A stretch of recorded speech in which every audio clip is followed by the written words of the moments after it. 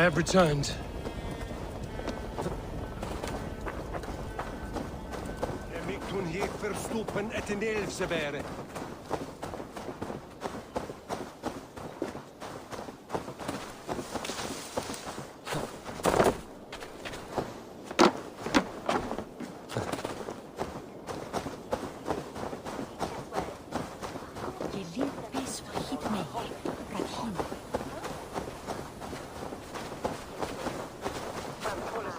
Gunnar, it's good to see a face I trust. Even your frightful mug. I thought this could be our shared saga, but it is time to leave. We have spent naught but a drink together. Worry not, Eivor. You and I have many tales to tell yet. And our names ring out clear and with honor. Yeah, a tale. Tale of Gloucester. Beautiful land, full of damned fools. Ha! I will drink to that. You have my thanks. Anything for you, old friend. Then let us say our farewells to this wicker king, and then be on our way home. Yes, Randvi will be eager to meet Richard. Richard and Gunnar have already gone ahead. I should join them.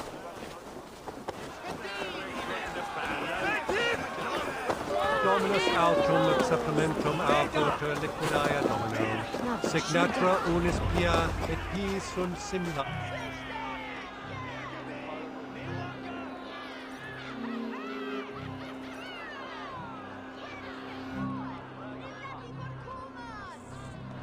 The burning of the Harvest King.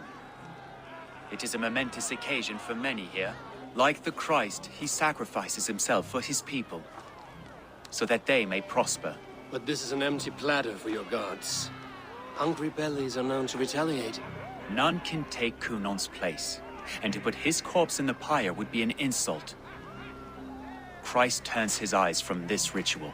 That you condone it. I am to be Tevda of a united land. I can no longer turn my eye from anything.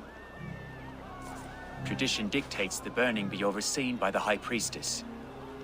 Modron is missed here. My hand has hindered this bloat twice, then. Then I will oversee, as is my right, my blood. I took Mother'n from you. You have every right to feud with my line. Once you're old enough to hold a sword. Mother saw your fate. The future will punish you greater than I ever could. Punishment or not, you will go into the future as Gloucestershire's ally. And someone I will never forget.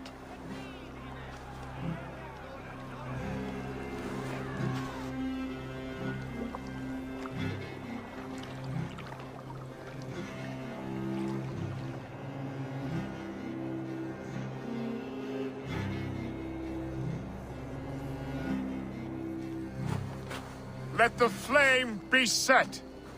May the crop be abundant.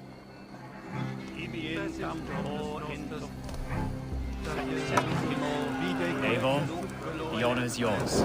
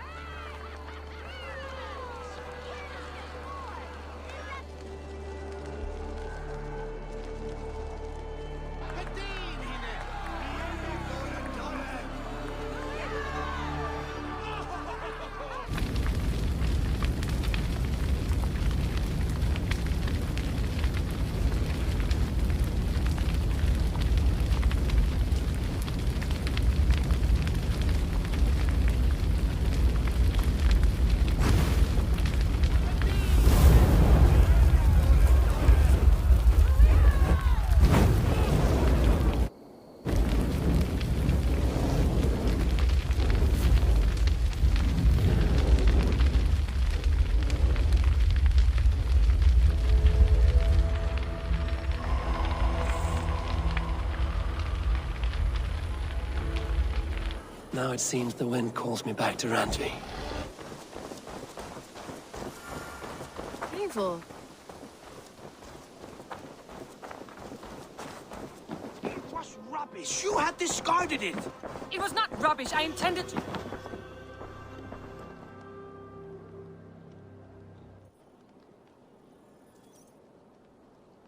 Randvi, what is this? Another dispute, I'm afraid, with Holger stirring the pot once again. Will you sit in judgment? Judgments are the burden of a Jarl. This is Sigurd's duty now. He refuses to leave his quarters. Right now, you are the only noble fit for this. I don't know. It is not my place. Please. Only until Sigurd recovers his strength. All right. Once more. Gudrun, Holger, come forward.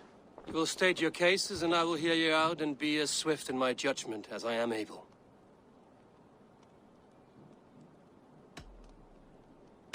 Holger, what say you in your defense? Short days ago, I found a pile of mildew-stained detritus beneath the docks, and salvaged what I could. I wish to use it as a canvas, you see?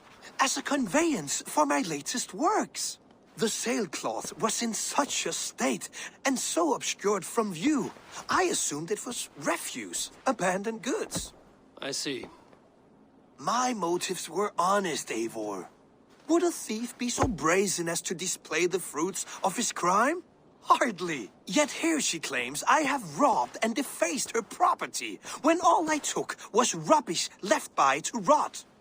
Nonsense. My only crime here is that I gave something ugly and decrepit a bold new life. I see. So you feel Gudrun disposed of something and now unreasonably seeks its return. Exactly, yes. Gudrun, you may speak. I have been robbed, Eivor. My property defaced. 3 days ago, I discovered some of my sailcloth missing. I scoured the settlement in search of it. Passing Holger's home, there I see it. Boldly displayed and worse, defaced, with scrawls and silly stories upon it. Lies and slander! Holger, quiet. You're well acquainted with the rules of this trial. Now, Gudrun, what did you do upon discovering your sailcloth? I confronted him, demanding silver. For sil with Holger's inky scratching cannot be sold or bartered, can it? I ask only that I be paid for the property that was taken from me, yet he refuses. So Holger took something that belonged to you and defaced it. Now you wish to be paid for the item. Do I understand? That is right. All right, I have heard enough. I might have profited from that cloth. Holger has all but robbed me of a future boon. It was garbage. Yet now it's a part of something greater. If anything, I have increased its value. You ought to thank me. Oh, I will thank you with the back of my... Quiet! Let me speak.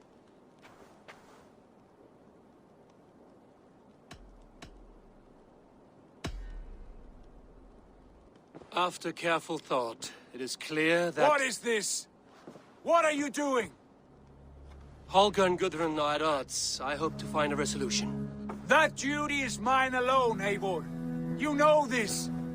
Stand aside. You were not here, brother. Nor did I wish to bother you. A sallow excuse for such a bold defiance. I hope you enjoyed it. Are you finished singing, my dear scout? My Jarl, as I was saying, Stop! Enough! I have heard more than enough to render my judgment.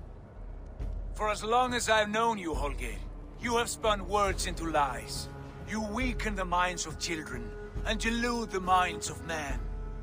I've shown you too many years of tolerance. And rather than exist in grateful meekness as Holger the liar, you sink lower.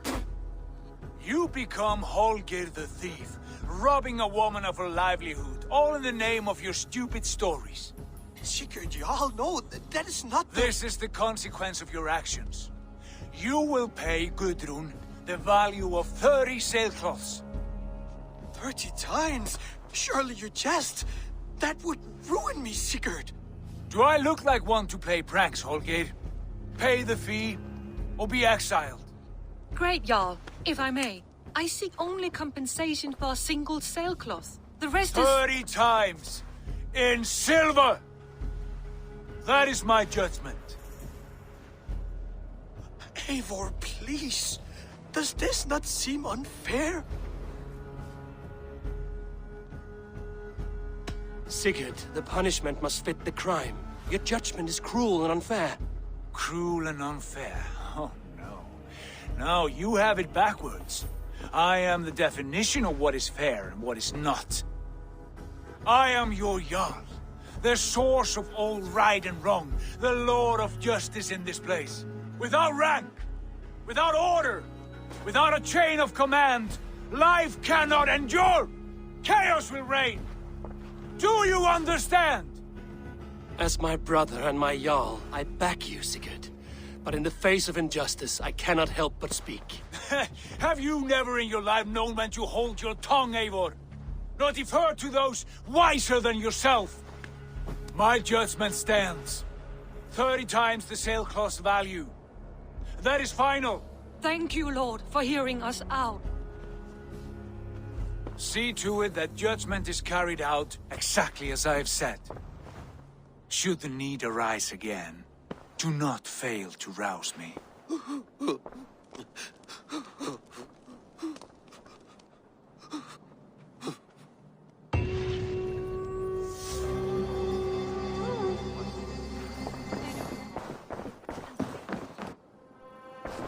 Good. I want to thank you for your judgment, Eivor. For stepping in when Sigurd would not, in spite of what happened. Poor man. I've never known him to be so angry and reckless. Is that a side you've seen? Rarely. There have been moments when he was distressed, worried, afraid. But nothing like this. Never, ever like this. Let us do our best for him as we take care of our own. We're his best hope for healing. If it is not too late. In the meantime, we press on. I can hardly begin to describe what happened in Gloucestershire. I think you will learn soon enough. But we are allied with them. Yes. For all our pains.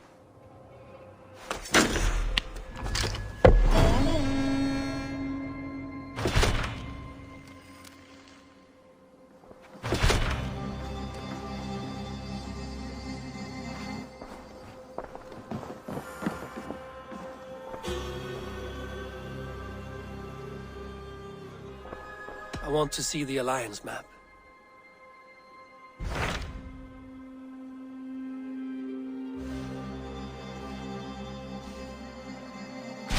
What of Essex?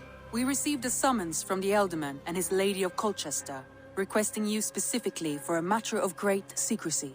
Foreboding. And who is this Ealdorman?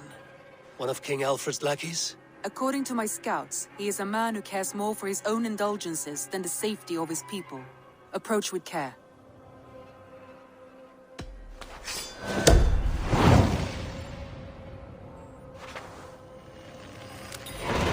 I will leave at once. An alliance in Essex would be invaluable, but go with caution.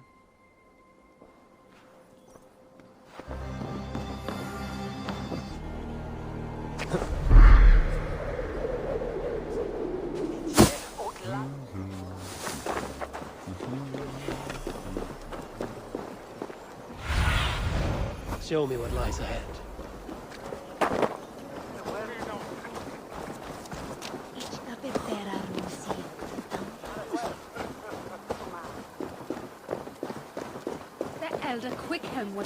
It seems Ealdorman Bierstan has made this ruin his longhouse.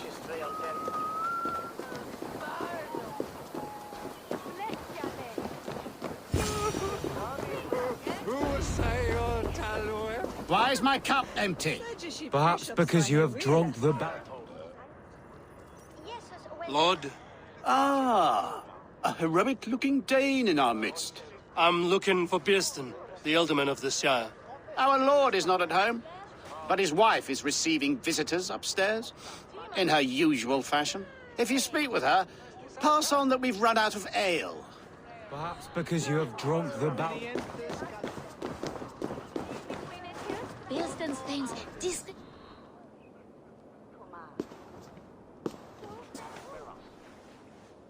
You! Gods will come at one cry from me! Sheathe your blade, lady. I'm Eivor of the Raven clan, here at your husband's request. Another Dane. I am Estrid, wife of the Lord of Essex. As you may have heard, my lord is not at home.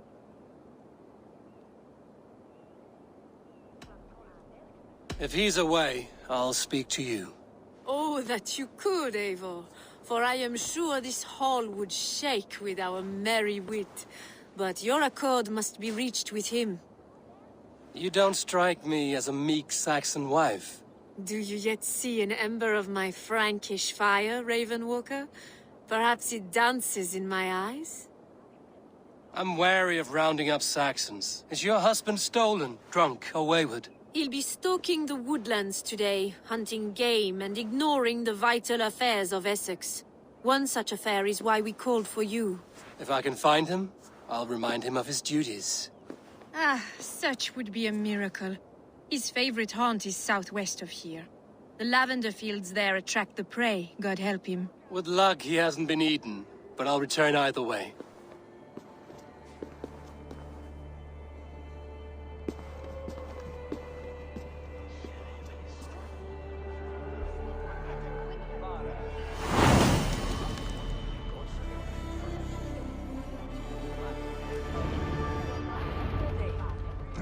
Patience is a godly virtue, Adred.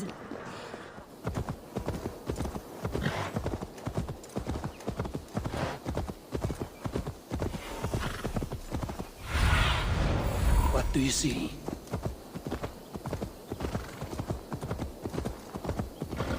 Hunting is a fine sport, but I hope the alderman has not become the prey.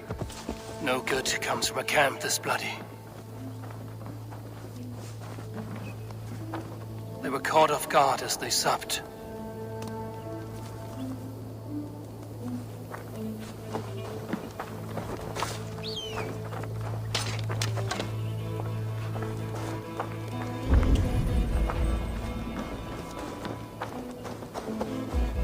The remains of the hunting party. This one was savaged by a large animal.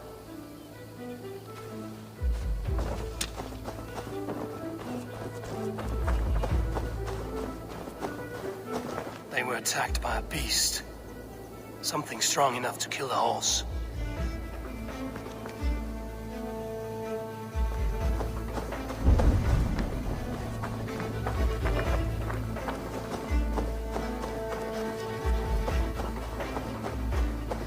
Some large prey left these tracks in the grass. The hunters were prey to a large beast or two. I can only hope that Björnstam still lives. Be my eyes, Sunan.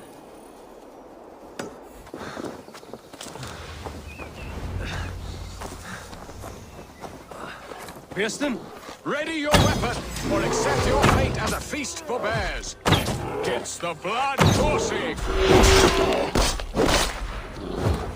Well fought, friend. I would not have survived this ambush without you. You have my gratitude. To stumble upon me in my moment of greatest peril. Perhaps you were God-sent. I'm Estrid sent. Your wife and the Thanes of Essex both want your balls on a blacksmith's anvil. When do they not? You could return and report that the savage claw took me. Poor Björnstam, his exit pursued by a bear. And make the beast Lord of Essex in your stead. No doubt my Estrid would prefer his velvet paws to my calloused hands.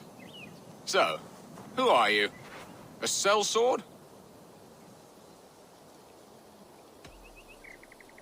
I'm Norse, a no-coin groveler. Intriguing. We Saxons hear only that Danes and Norse are ferocious barbarians, all teeth and claws, with little subtlety or wit. But ho! Are you the Norse I sent word to? I am Eivor of the Raven clan. You hinted at an alliance for the loan of my unique talents. Blood, yes. Let us return to Colchester at once, and we'll speak more of the delicate matter on my mind. I'm glad you answered my summons. I did not expect such a skilled fighter. It's good I came when I did. You lost many men on this hunt. Good men, all. They will have the proper rights, and their families will be cared for. Your people sacrificed much for your sport. They did. There is no balm for my tortured heart. Why did you ask me here? Do you believe in true love, Eivor? I have loved. But have you truly? Has a longing burned in your breast, a sweet, lingering pain, paralyzing you with its sting? There's pain enough in battle. I do not seek it out in love. I long for it. The thrill of a fight softly won. My wife Estrid lacks fire. She is a fish out of water, cold and dead. She showed great passion when I met her, keeping our thanes in check. Oh, they love her, it is true. Some with too much devotion. And I have not been a good and attentive husband. I have always been a plucked goose in matters of love. And a piss-poor ruler to boot. Strong must be the hand that steers the ship. My hand would rather tug the catgut of a well-crafted bow. My eyes narrowing at the sight of prey. Aye, a crown sits heavy on the head. Then let us run wild and free in the woods as the wolves do. Live on our wits, prowl and stalk and feast. You have a romantic way about you, Biston. Do not fret. My guards will not worry you when we are together. You mismark me if you think I'm capable of worry. Have you built your city in the ruins of another? No, these builders are lost to the annals of time. Far advanced of the Saxon hovels of Wattle and Daub, I have ambition to build a great palace myself, with mosaics and balmy courtyards. What stops you? That which stops all but the most creative minds. Coin, imagination, talent. And your people? Is Essex happy? That is a question I never really ponder. I suppose they are. I hope they are. Alfred believes I rule like a chickless hen, flapping and squawking over nothing but the farmer's dinner. He interferes? No, he disapproves. Is that not infinitely worse? But look, we are nearing my hall. I must face the wolves at my door before we discuss your favor to Essex, Abel. It may be I can speed your business along.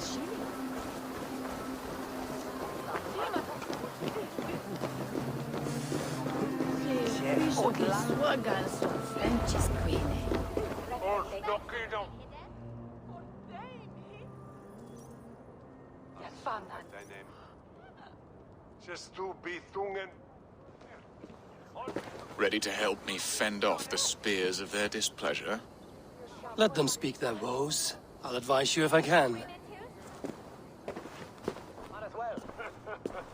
Who is this owl, Bearston, that twitters in your ear? An advisor, nothing more. Here to help Essex navigate her brewing storms. Now, my dear brethren, Adrid, perhaps you will start us off. What troubles you? You're a disgrace, Bearstan. Couldn't get a sow pissed in an alehouse.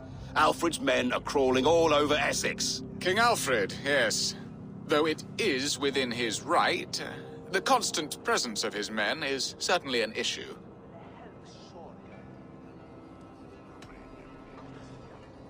Are they men or babes? If Alfred meddles in the affairs of Essex, send his men home in shrouds. Ah, we should challenge his right to rule. Was not Essex once a thriving kingdom of its own? We should fight, yes, fight! And you, Wyatt, what do you say? Your preparations for the Lammas festival. How can you think of spending so much coin when your people are starving? Drink, be merry, eat your fill.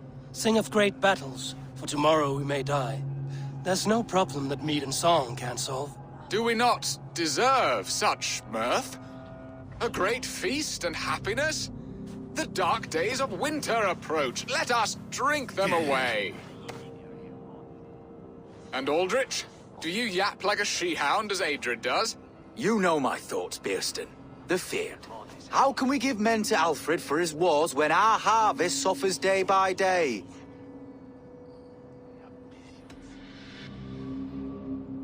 Do they not defend your land? You'll need all the men you can muster to fight the coming wars. The Danes are a great threat when provoked. Those we cannot ally with, we must fight or lose our lands. There! Have I not answered all your questions? You are a stain on this shire, Bearstan. Useless. Useless. That's right.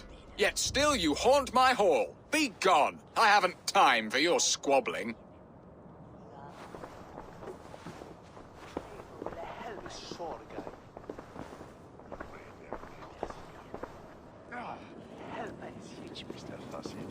That ceased their prattling.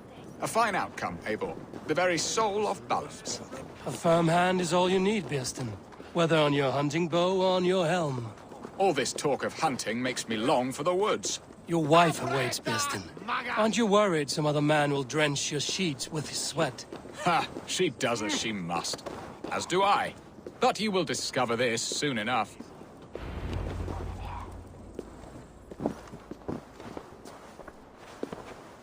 You have done the impossible, Dane.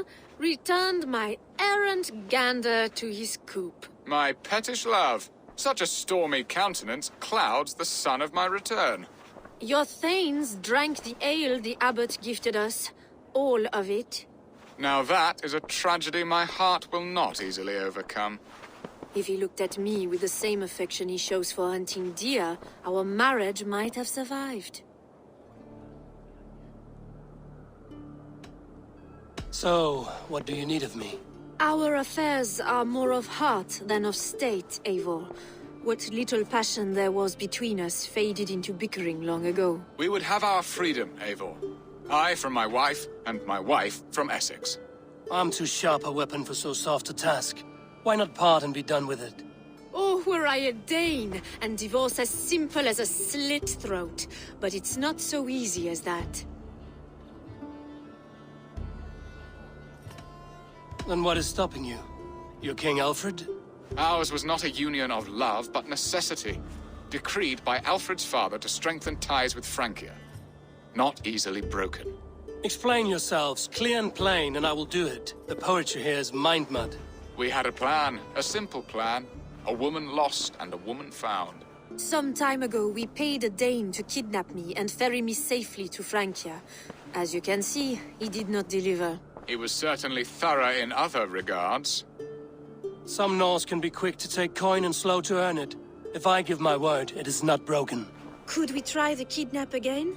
Much of the planning is done. It would only take a more trustworthy overseer. It should be a bold venture if we do. Loud and brash and seen by all. During our Llamas festival, merry peasants and guards with wandering eyes. Your return to Francia would need a swift ship, with a captain ready to leave England. We could ask him. I would have thought his steed and seamen spent. Come find me in the market, Eivor. Our unwelcome guests require food and ale to soften their anger. My wife is a gracious and attentive host, Eivor. The only thing that keeps my braying thanes at bay.